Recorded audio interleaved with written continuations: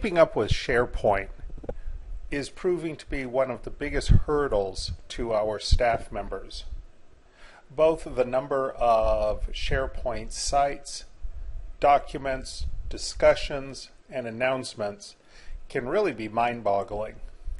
This video is going to talk about a couple of ways that you can keep up with SharePoint and reduce the amount of frustration you have in trying to find information. The first strategy we're going to talk about is setting an alert for yourself. Now, we know that SharePoint is comprised of different features. I'm on the assessment coordination site, which many of our test coordinators and administrators are using.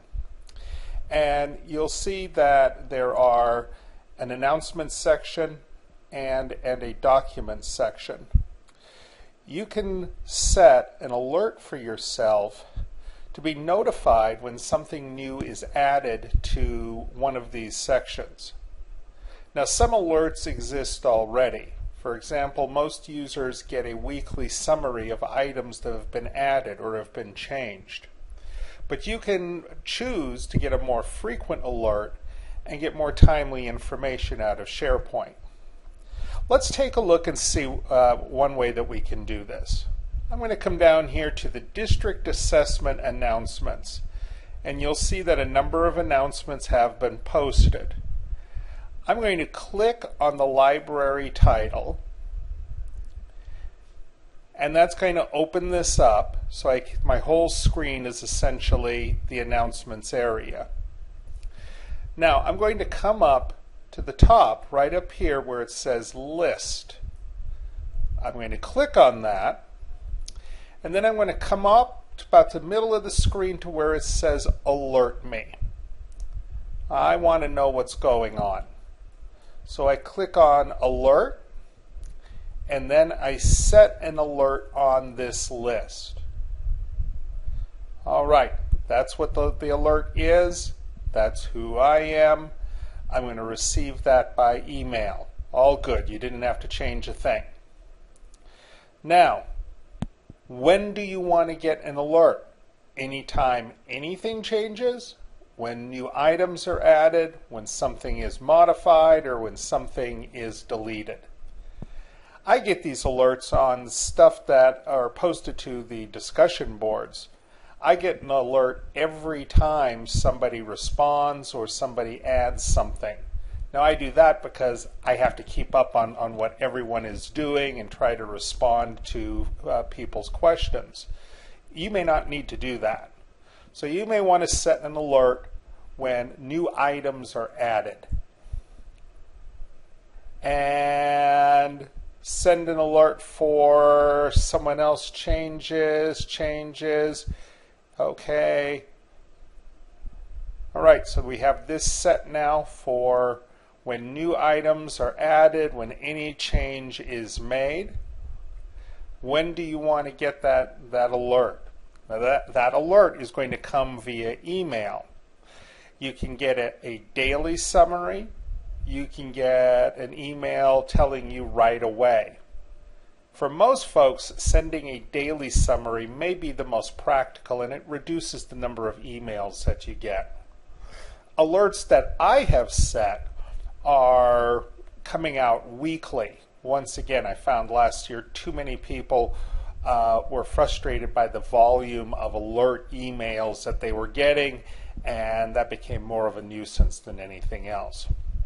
Then I'm going to click OK, and that alert is set.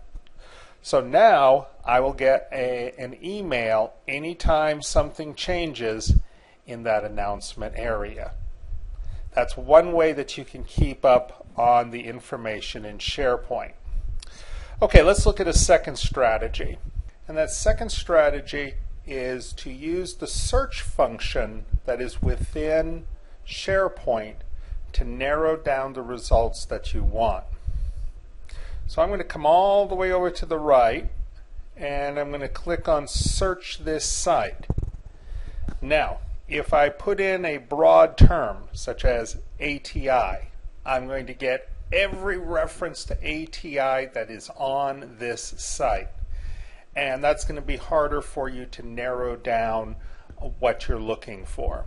So try to make your search terms a little more specific to pinpoint the information that you want. But to illustrate, I'm going to type in a term. In this case, I'm going to use the term ELL.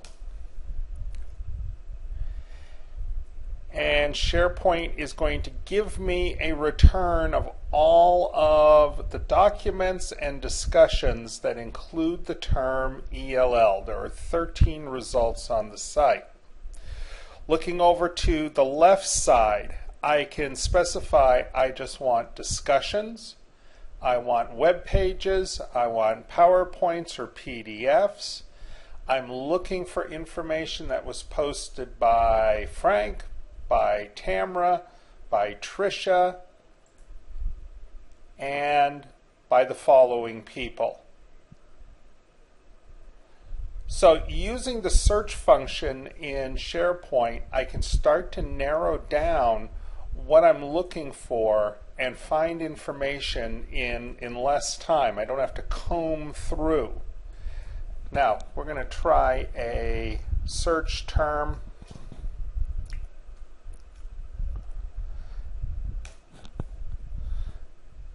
Okay, now I put in the term scratch paper.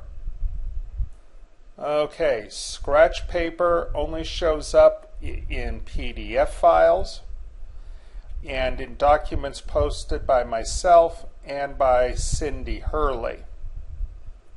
So then you can scroll down and you can see where that term scratch paper appears and go directly to the information you are looking for. All right, let's summarize. In this video, we are trying to keep up with SharePoint.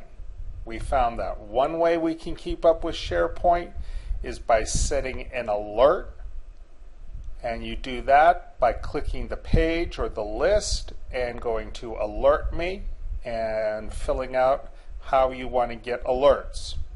The other way you can keep up with SharePoint is by entering search terms and then narrowing down the information that you want. I hope this video helps you get a better handle on finding information in the SharePoint sites. And if you have any questions, feel free to email me at my work email. And thanks for watching.